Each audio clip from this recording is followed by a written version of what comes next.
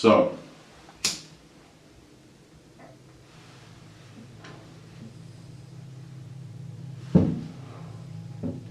six months ago, there's a robbery. 6 months ago, you skipped town. 6 months ago, there was also 2 murders.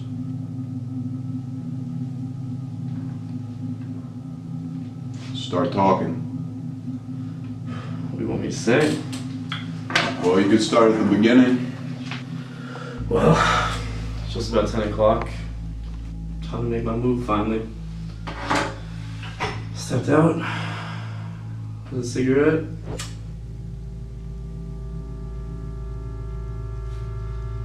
Started walking down the alley.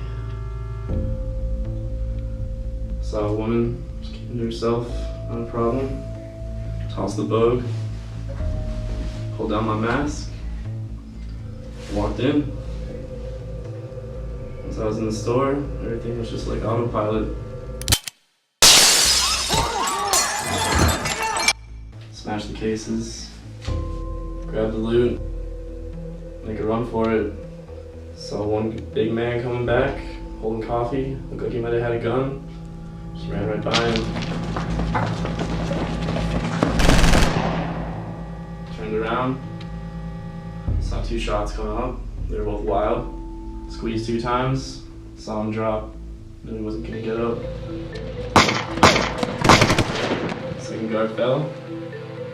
Kept running. You murdered both of them. Yeah, I killed them both. Why'd you do it? Got a lot of money. I think we got everything we need.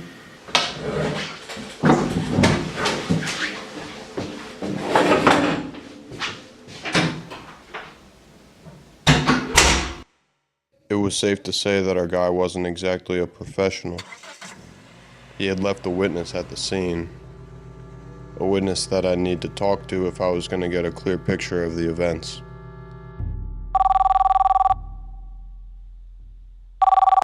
Hello? Hi, Miss Brooks. Yes, this is she. This is Detective Marx. I found your number from a police report on a robbery that happened 6 months ago, and I wanted to know if I could spare a few minutes of your time to talk about that case and what you remember. A robbery? I think you have the wrong person. Well, I mean, the police report lists you as being on the scene and having talked to an officer right after it happened. Yeah, this is pretty serious as there were murders.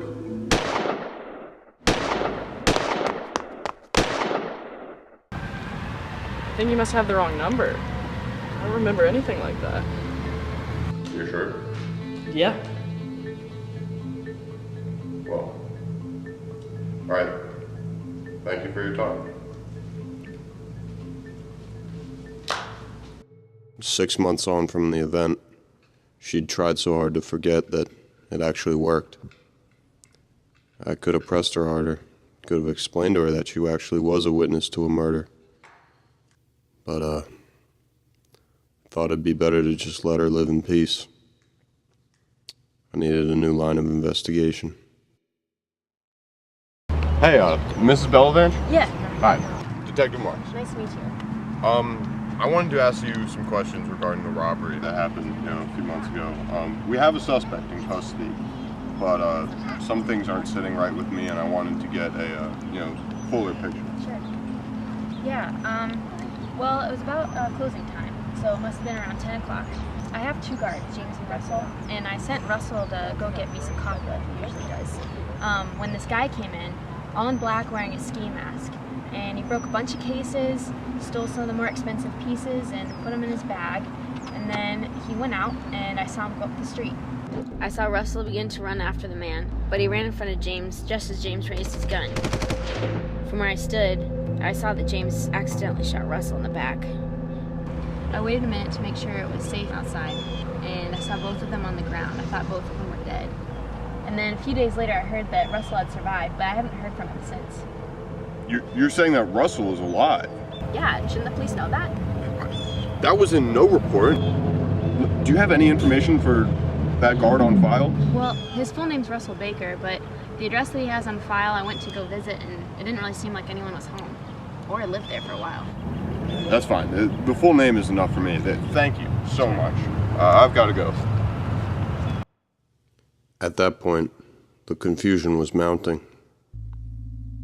The robber told me he killed 2 men, but the shop owner just told me that one of her guards was alive. Why would he admit to a murder that he didn't commit? Give it everything that he got, and he can get the train right back on the tracks. I needed to find Russell to understand what really happened. Wednesday, we're told today. So not at his best, but his best might not have even.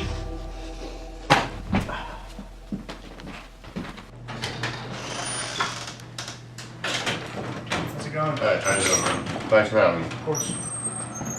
Come in. Take a seat. As you may have heard, the robber from 6 months ago is now in custody. We could call this case any moment now, but I kind of have a feeling something more is going on here. Which is why I'm here. I want to get your side of the story, your full perspective. Sure, I can do that. I don't remember it all perfectly well. It's somewhat fragmented. I was coming back from my coffee break, and a man approached James, who was at the front. They shared some sort of interaction. The man went in, and James looked up at me, and his look just seemed off. So I continued in the direction of the store, and a few moments later, the robber exited with a ski mask on and contents in his bag. So I proceeded to pursue him on foot. He turns around, shoots me. The last thing I remember is hitting the pavement. So, I want to place this in clear terms. You're suggesting that the other guard may be in on this. You know, I'm not sure exactly what was going on. I can only be sure of what I saw. It did seem as if something was off, though. They must have been. I don't know. Nothing more is required of you. Thank you. Thank you very much. Of course, officer. Good luck. At that point, I knew the real story. James hadn't died honorably in the line of duty. James had been betrayed by his partner in crime. I went to the chief with the story. Told me it'd be too much time and money to open the case back up.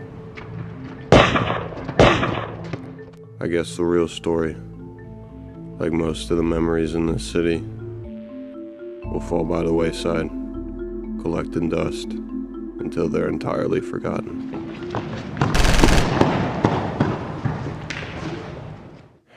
Detective Marx, May 8th, 2015. Case closed.